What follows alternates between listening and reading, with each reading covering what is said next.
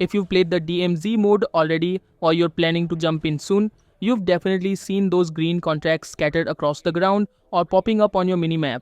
And honestly, I don't blame anyone for ignoring them at first because they look like the kind of annoying side quest you skip. But here's the thing, in DMZ mode, these contracts are literally the heart of the mode. They are your biggest source of valuable items, cash and high tier loot.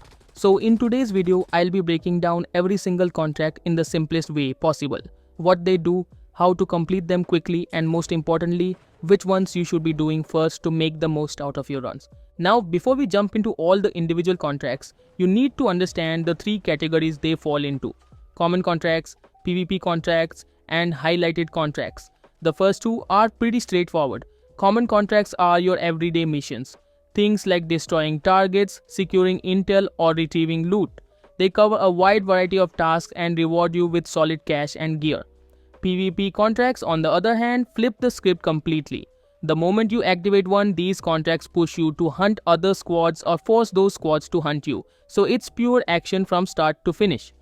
Highlighted contracts, those are a different story, and I'll save that explanation for a little later because they deserve their own spotlight. But before explaining each contract type, let's clear up a few important mechanics. First, your squad can only have one active contract at a time. That means all three teammates share the same mission and you must work together to finish it.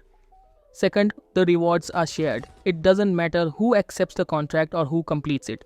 As long as your squad finishes the objective successfully, everyone gets the same loot payout. Now for the big question, what if you start a contract and instantly regret it?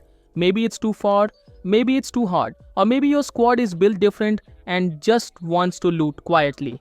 No problem, you can cancel any active contract. Just open your minimap, look at the left side where the mission panel is, tap the contract details and you'll see a drop or cancel contract button. One tap and you're free.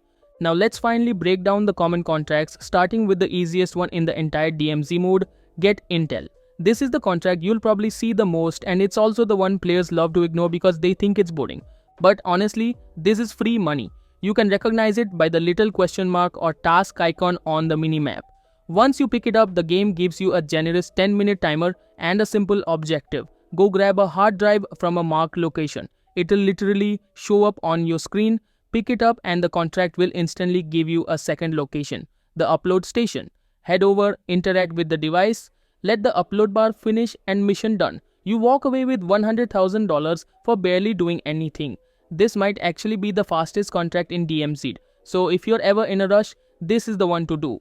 Now moving on to the second common contract, Get Materials, which you'll notice by the icon that looks like a loaded truck. This one pays even better, $150,000, and also comes with a 10-minute time limit. As soon as you activate this contract, your tech map will guide you to the first marker. Once you arrive, you'll find a tracker device which you need to pick up. After that, a brand new icon appears on your screen. Tapping this equips the tracker. The tracker works like a hot and cold detector, showing the distance between you and the hidden material boxes. Your job is simple. Walk around, scan and follow the decreasing numbers until you find the two loot boxes. And here's the pro tip that most players miss. You don't need to loot the entire box. You only need to pick up first item from each box. That's it. Grab one first item from the first box, one from the second, and your contract is officially completed. One of the easiest $150,000 you will make. The third common contract, Destroy the Supplies, which honestly feels like DMZ's version of a mini search and destroy mission. This one gives you $100,000 and only a 5-minute timer, but don't worry, it's extremely straightforward. Once you pick up the contract, your minimap will highlight 2 supply stations. All you have to do is go to the first one, plant the charge, exactly the same animation you see in S&D, and wait a few seconds for it to blow up. Then head over to the second station, repeat the process, and that's it. 2 explosions, free money, the supply stations spawn close to each other. Next up is Defeat the High Value Target, easily one of the more easy contracts. The icon looks like a little scope reticle, and the moment you activate it, the game will highlight the location of a powerful AI boss. This could be a juggernaut, a shield captain, or another elite enemy. And trust me, the amount of supporting AI around them spikes up massively. So don't walk in there straightforward. Once you take down the main target, here's the part that players always mess up. You must go to the drop and collect the cash bundle. If you try to snipe the boss from long range and then run away, the mission will fail. The game wants you to physically pick up the loot drop from the ground. Only then will the contract officially complete. Moving forward, we have loot the weapon rack, and this contract is a bit special compared to the others because only one of these spawns in the entire map per match.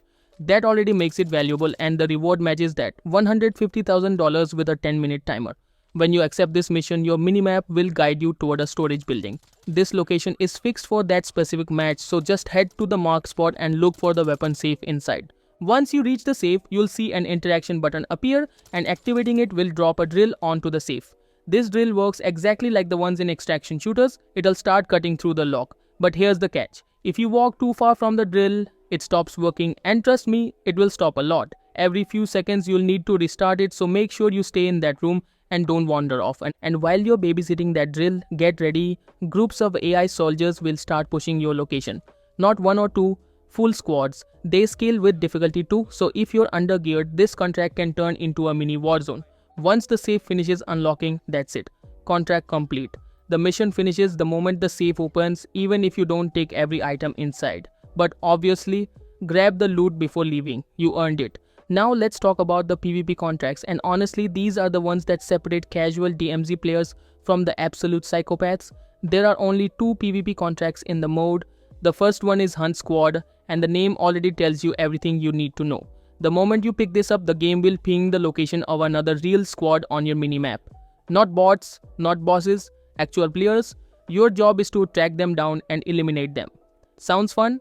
Until you remember that if things go wrong, you're not just dying, you're losing all the gear, loot and cash you brought into the match. So unless you're extremely confident in your gun skill and your team's coordination, I would not recommend casually accepting this one. Next up is the contract everyone knows. Most Wanted. This one flips the situation completely. Instead of you hunting players, you turn yourself into the target for the entire lobby. As soon as you activate it, your location becomes visible to every single player on the server. Your movement, your position, everything is broadcasted on their map. You've basically put a giant neon sign above your head saying, "Come get me." You get a 3-minute timer to survive, and if you somehow make it through, the game rewards you with $500,000 worth of loot. It's the ultimate high-risk, high-reward challenge. The main difference between Hunt Squad and Most Wanted is simple but important. Most Wanted marks only you for the whole server, while Hunt Squad marks entire enemy team for you and your teammates. Both are dangerous and both can cost you everything if you make even one mistake. Now let's move into the final category, the one people get confused about the most, corporate rivalry. First, there's only one corporate rivalry contract in the entire map, every match. So if you're planning to grab it, you better be fast because once another squad activates it, that's it. It's gone for the whole lobby. This contract almost always spawns near the Kurohana ship. Corporate rivalry isn't a simple go here, do this and leave type of mission. It's actually a series of chained objectives, each one pushing you deeper into the ship. You'll fight tougher enemies, unlock protected areas, and eventually reward the final target, the main vault hidden somewhere inside Kurohana. Now here's why this contract is worth the trouble.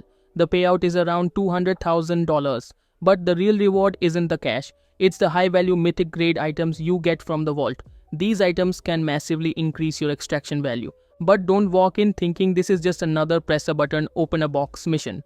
Unlocking that vault means surviving waves of Kurohana security, clearing rooms full of elite AI, and managing that drill while everything around you tries to delete you. It's tougher, longer, and way more intense than any standard contract.